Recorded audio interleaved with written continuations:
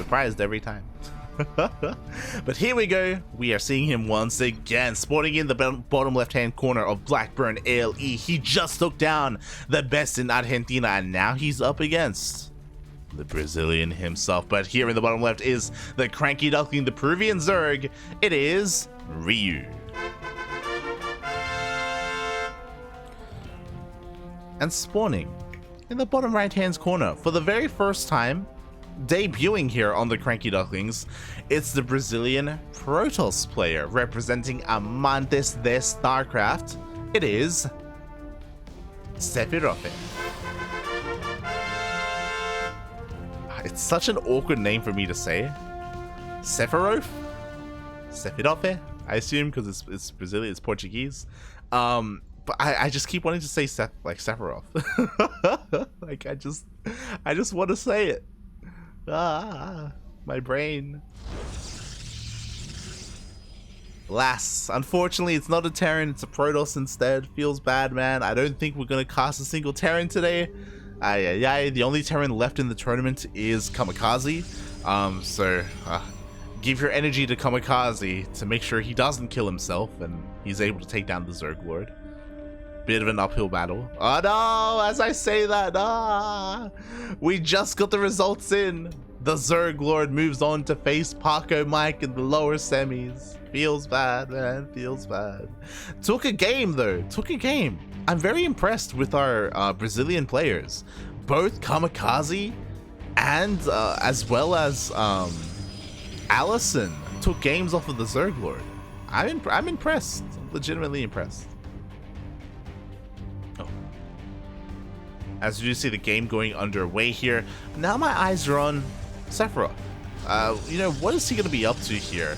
He has been MIA for 2 years. He hasn't competed in 2 years, so is he up to date with current meta? Does he know how good Void Rays were and how Void Rays have been phased out a little bit over the past month because of the new patch? Yeah. Is he going to come out here with like 4 Gate Blink Stalker? Which still isn't, I was going to say it isn't bad, but it's pretty bad. It's pretty bad. We don't want to see that. He did end up checking the gold base just to make sure. Meanwhile, Ryu, I was going to say he's merciful. He keeps the probe alive, but he only keeps it alive a little bit longer to just kill it later on. Feels bad, man. As we do see a Stargate opener from Sefirofe. Again, not as greedy as it could have been. I don't know how I like this. He even got his first Zealot out instead. So he is playing very safe. Overly safe. When you're up against a pro player like this, like, you want to be taking risks. You want to be cutting corners. You want to be as efficient as possible. And he's delaying his build a little bit here by getting the second gateway up to wall off, by getting his Zealot out as well. Delaying his Stargate by quite a bit. And what is our first unit going to be here? An Oracle to zoom across the map and deal damage, or a Void Ray to clear out that vision? And it does seem to be the case. He's going for the Void Ray first. This doesn't mean it's going to be Skytoss Void Ray. Its primary goal is to clear out the Overlord in the main base, deny the vision so that Sephiroth, he can do what he really wants to do. Does he want to throw down a second Stargate, or a Robo, or a Twilight Council, and more gateways? What is his plan for this matchup?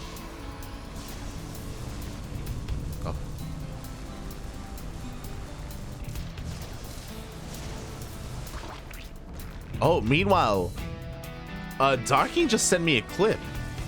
I'll look at this later, but I think Jim is streaming right now.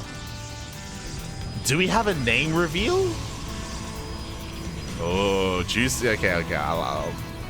We'll find out later.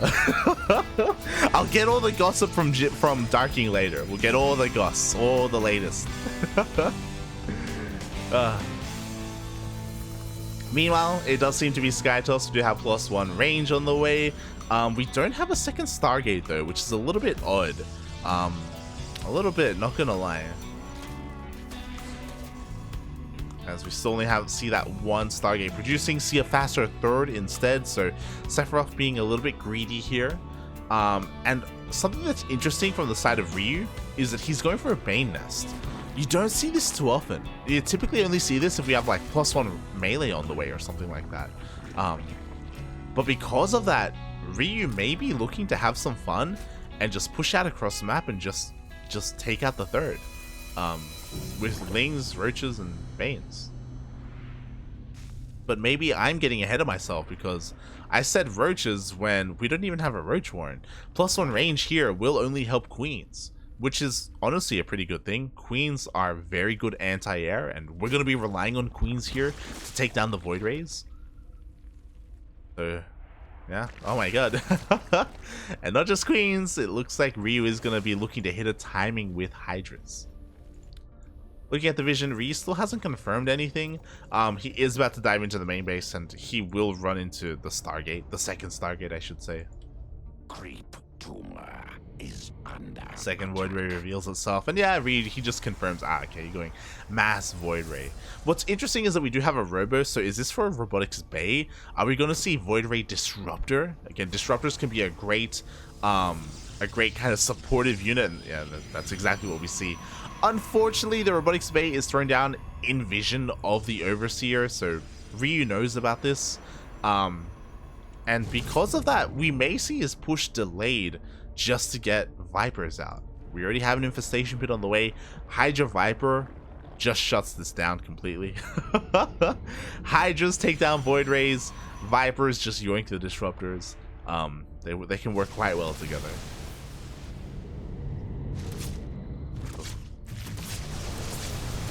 But again, we'll see, because it still will come down to control. Meanwhile, Void Rays push out, but there's still so many Queens to meet them. Hydras are coming out as well. +1 range is already done. Up. Oh, it's a slow zone. Almost kills one of these Voids. My big question, as we do have a kind of a pseudo Queen walk here, is now that the Infestation Pit is done, are we doing anything with it? So far, it looks like no. Ryu just wants to hit now, and this is going to work because we only have a single Robo, not double Robo. So one Disruptor is coming out at a time, and we don't even have one. It's still on the way, and one isn't enough. One doesn't even kill a Queen. Uh-oh. No, the shield batteries are not done. Two Void Rays get caught out in the process. 3 Void Rays, 4. Oh my god, all the Void Rays are falling. No, please, we need overcharge. We need shield batteries. Purification never goes off, and it only connects with a single Hydra. The rest of the army walks on in, and Ryu is just going to be able to roll over everything here. GG gets called. Ryu takes game 1. Oh my god. Feels bad, man. Feels bad. Sephiroth, he fought a little bit too early with his Void Rays. Again, the power of Protoss is Void Rays with shield batteries underneath them to keep them alive, and the shield batteries, they just weren't done. Likewise, we only had a single Disruptor. We needed a couple more as well, and yeah, that was honestly a pretty strong push. It was a pretty interesting take on a Queen Walk as well. We don't see them too often.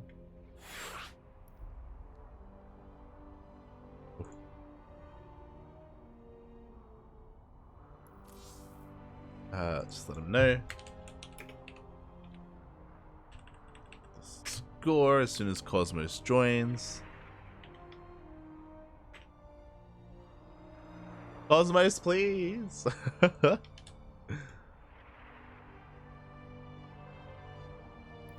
Aye. But yeah. Unfortunately, Sephirofe, he just wasn't ready defensively at home, and that was a very strong timing there. It was really cool to see Ryu incorporate like Overlords with their creep spread as well. We don't see that too often, but it's becoming a little bit more popular now because you need creep to transfuse. So it's kind of necessary nowadays.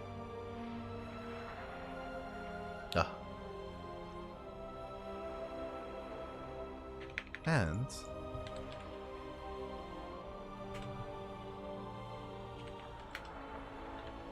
I'm looking to see if we're gonna have a co-caster.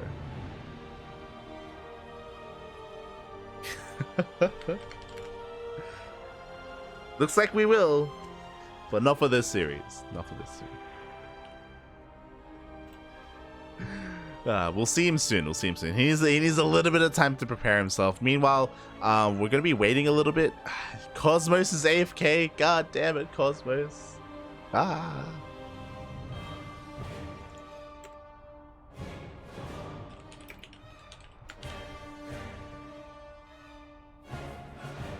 All right, and we're gonna see if the series concludes here or if we have if we have a game 3. I appreciate it. Cosmos, he joined the channel and he threw some quacks out there. And speaking of quacks, it looks like I will no longer be alone. It looks like I will be joined by the lovely, the beautiful, the tenacious. Hello, Duckling. Hello. Hello. How are you? We're good, Darking. Oh god, it's always great to cast some Latin American StarCraft, and thank you for joining me, puppy. Thank you. You're welcome. So someone here, people don't know because they do not see behind the camera, but someone here was begging me to join. begging. Ay. Oh god. Well, yeah, there we go. So, well, speaking of begging, here we have the current CranKy Duckling here in this matchup, who's begging for his opponent to leave because he wants to play the semifinals. This is Ryu. And spawning in the top right hand corner, 2000 atmospheres LE, we have the player who is cursing his opponent. Representing Amantes de StarCraft, it is the Brazilian Protoss. It is Sefirofe. Did I say it? I don't know. Yes, it is Sefirofe. There you go. By the way, like, Funara lied because he doesn't know who Sefirofe is. I don't know who he is. Is he a caster? He's a caster. Oh. Nice. Mate, he was present when Copa Intercontinental in Mexico City happened. Yo. He was one of the casters. I met him there. Oh god. Was he I'm curious. Back then was Cosmos casting or was this before Cosmos? I don't remember. I don't remember when Cosmos started casting really. But yeah, this is Sefirofe, Protoss player, you know, kinda old school as well. Not like old school like Egg, but he's been around for a while. And unfortunately, he never like broke out, but he has a good voice. So. Yes, hopefully maybe this is the comeback. Maybe even Cosmos will drag him on as like a guest caster or something. I don't know. That would be cool. Yes. Also, Sefirofe is one of the players in the Brazilian what is it called? D&D campaign. That the Brazilian casters have. Okay. So hold on, I'm curious. What's the lineup for that? Like, is Rocklets a part of that? Is like Vincent? Yes, I believe Rocklets is the DM, if I recall correctly. And who was it? It was Cosmos, Sefirofe. I think it was what is it called? Draft. I think his name is. Oh yeah. And there's another guy. There's 4 or 5. Ice Card? Yes, I don't remember actually because I've been a while since I've seen any of this, but yeah, I'm pretty sure if you Google it, you can probably find it. Okay. Maybe on YouTube, maybe on Twitch bots. I don't know. Cool. It's cool that even if he stopped casting, like he still had that connection with everyone as well. So it's cool to see. Cool to hear. If only they spoke English. God damn it. I mean, they speak English. They don't do it for the broadcast, but they speak English, mate. True. Fair enough. But yeah, but by the way, coming back to this game, Rio just killed 2 props for free, mate. What the hell? Exclamation mark Funada Sefirofe. He unfortunately couldn't keep up. He went for a stalker first to deny vision, but it means he takes a little bit longer to chase down all those lings. And I don't know if I like this because once again Sefirofe is playing like very defensive. We even see like a safety shield battery here as part of the wall, but it's like, wait, I thought you used the cast. Like Ryu. he's not the most aggressive player, you know? Look. If I were a Protoss player and I play Ryu, I probably would build the battery as well, okay? There is no shame in that. Meanwhile, this time we see an Oracle first, not a Void Ray. The Oracle does get across the map, but the Queens are here in position at the third base. The Oracle does nothing so far, but there's more than one Oracle on the way. Yes, double Oracle opening for Sefirofe. I like it. These things can basically one-shot a drone. So with a little bit of micro, a little bit of luck, and a little bit of positioning, easily like 4, 5, 6 drones could go down for Ryu. Oh yeah, 100%, mate, 100%. So it's going to be all about the control here on these Oracles. Meanwhile, you do see Ryu dipping into that main base. He gets a full scout, confirming this time it's not going to be Skytoss. We don't see a second Stargate. We see a Twilight Council instead. Interesting. So, what do you say, Blink Stalkers? I assume so. He doesn't have all of his gases, so maybe it's charge. It should be one or the other. Well, we're about to find out in a minute, mate, because the Oracles are coming in. Only two. Ooh, almost loses one of the Oracles. Was only 2 drones. Okay, that's not as much damage as probably Sefirofe wanted, but the important part is that the Oracles are still alive and they can be a trade later on. Oh yeah, exactly. They can regen their shields and dip in later on to get some of that damage. Meanwhile, we have confirmation it will be Blink for us, as the Mass Gateway Explosion is on the way as well, so he's transitioning into a big ground toss composition. And so far, Ryu has not seen... Oh, no, never mind. I checked. Mate, this Ryu. Of course Ryu is gonna know. Yeah. He's seen the Twilight Council. Like, he should be preparing. Like, roaches are on the way as well. Like, he knows it's all about the ground toss, mate.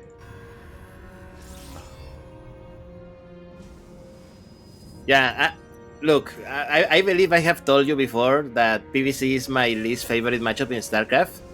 But for some reason, I like seeing Blink Stalkers versus Zerg.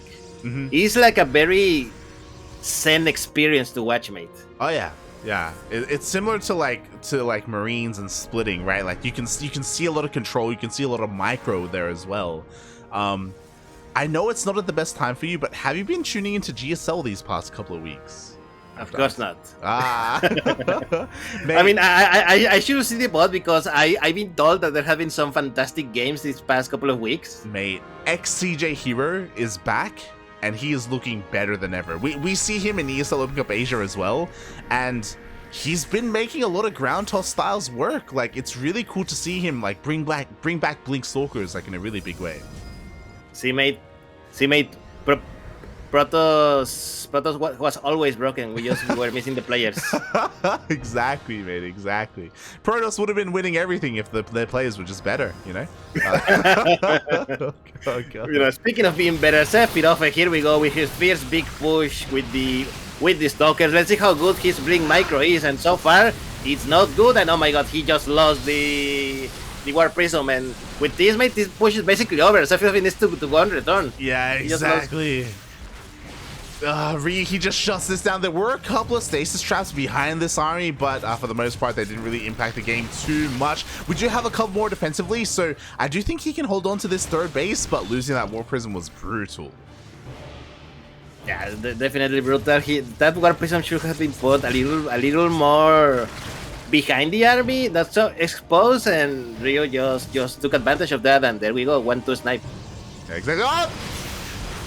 Oh no, that was a really good, really good. What is it called? The traps, the stasis wards, and stasis mines, and no, those were really good. Unfortunately, it's about to expire in a few seconds, and I'm not sure if Sefirofe has enough to deal with this afterwards. Yeah, exactly. Like, it's like, oh my god, this is great, but what do I do with this? As the Roach Ravager, it comes in, they pile down the shield battery immediately. There's no overcharge. There was no second shield battery ready for this.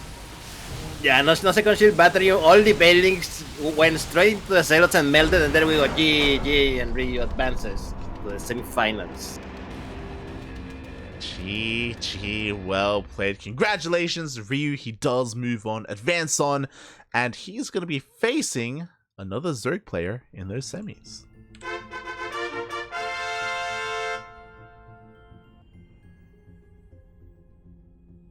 as we now have both of our semifinals ready and waiting for us.